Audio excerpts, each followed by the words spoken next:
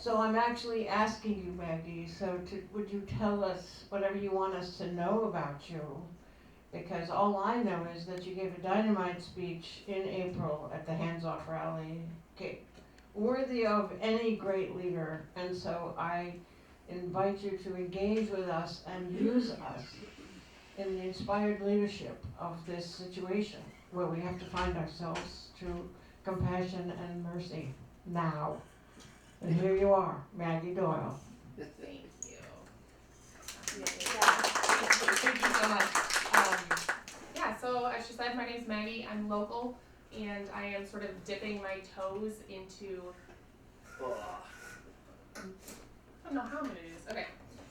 Into the activist world, and I have realized that there has been so much talk.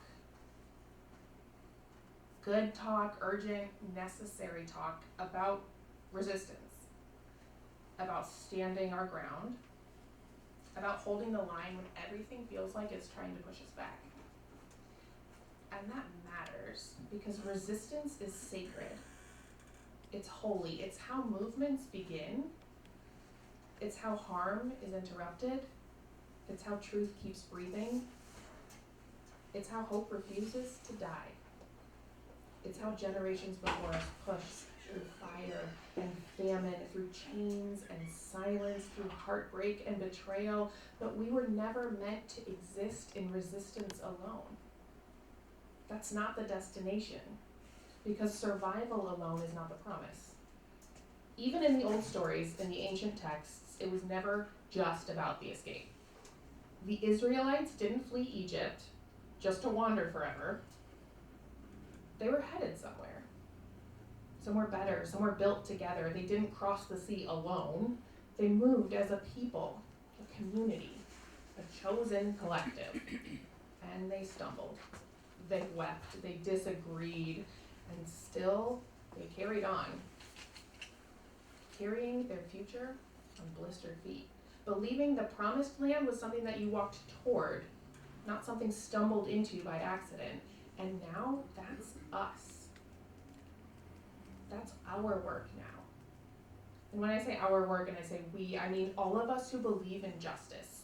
Teachers, parents, neighbors, organizers, caregivers, those people who refuse to give up on each other.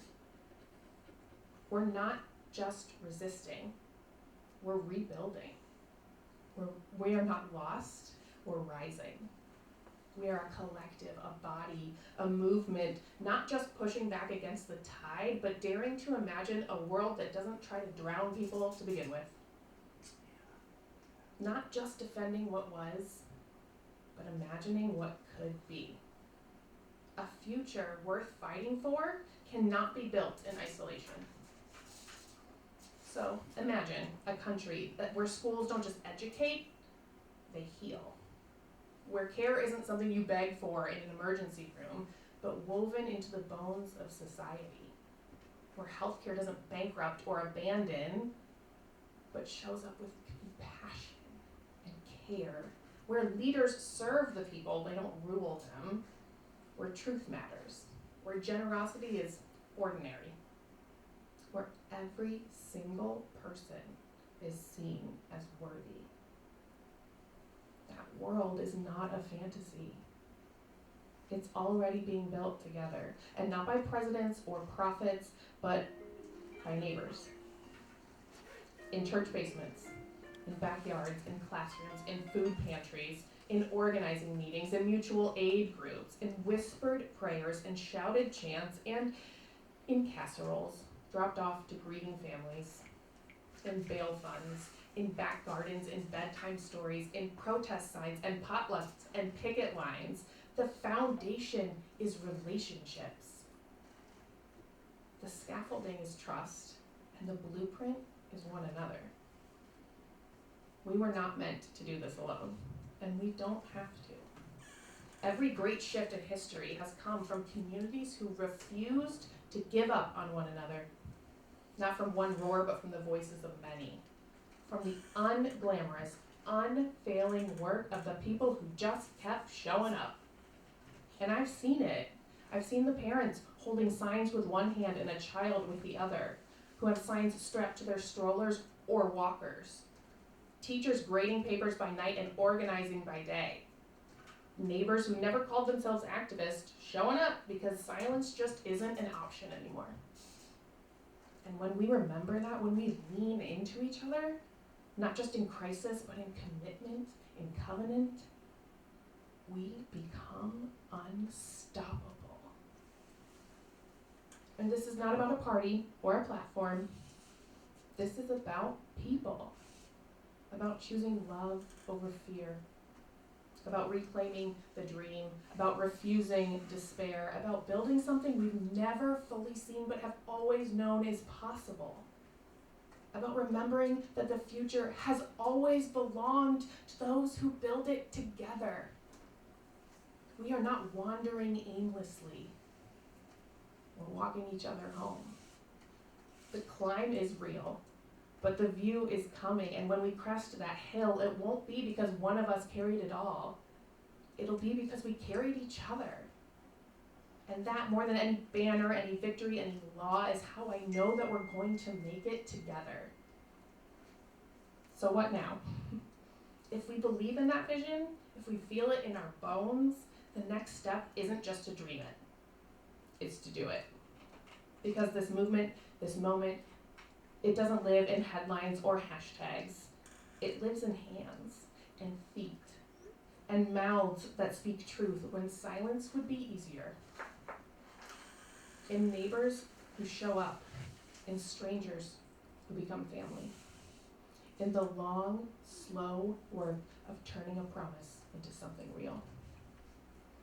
And no, we don't all do the same work. We're not all called to carry the same tools. Some of us organize, some of us feed, some teach, some march, some build spreadsheets, some build gardens, some build trust. Some of us hold microphones. And all of it matters. All of it counts. Because the system we're up against, the injustice, the cruelty, the greed, it thrives on disconnection. It wants us isolated. It wants us to believe that our neighbors are our enemies, that there is no hope, that we are too small to change anything. But that lie only works if we believe it. And we don't. We know the future isn't waiting to be found. It's waiting to be built. And we are the builders. Right now, in this country, someone is showing up to a city council meeting for the very first time. Someone is testifying, organizing, planting, protecting. Someone is having a very hard conversation at their kitchen table. Someone is holding the line in a union hall. Someone is taking another person's hand and saying, "You are not alone." This is the work. This is the movement. This is the moment. We are not powerless. We are not too late. We are not too few. We are exactly what this moment demands. And if we show up, if we stay steady, if we stay together, we will not only resist what is broken, but we will repair it. We will reimagine it. We will replace it with something better, brighter, bolder, something built by all of us and for all of us. Not someday, now. So let's carry the vision and one another. Let's make it real.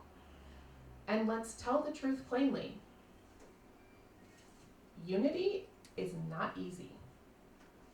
Unity is not soft. Unity is not the absence of conflict. It's the presence of commitment. Hi. So we don't come from the same stories. We don't carry the same wounds, but we are here together. And that means something. In a time when cruelty is policy and division is profit, choosing each other is radical. We are safest together. We are strongest together. And not some shallow soundbite version of unity, but the kind that says, "I will fight for your child like they're mine. I will show up when your rights are on the line, even when mine are not. I will see your struggle as my own, and I will not look away." Because real unity costs something. It costs comfort. It costs ego. It asks us to listen when it would be easier to speak, to stay when it would be easier to leave, to believe in each other enough to build something bigger than ourselves. And that kind of unity, that's how movements last. That's how communities survive. That's how we win, not just politically, but spiritually. Not because we agree on everything, but because we agree on this, that no one should suffer alone. That every person deserves dignity. That love is not just a feeling, it's a practice, a commitment, a choice. The world we're building isn't one where we all blend into the sameness. It's one where our differences are held, honored, and harnessed for something greater. A world where we protect each other like it's the only thing that matters, because it is. The future is not individual pursuit. It's something we build for each other's sake. So let that be the call to step in, to reach out, to hold fast, to carry the weight together. Because when we move with that kind of unity, there is no storm we cannot weather. There is no force we cannot face, and there is no future we cannot build.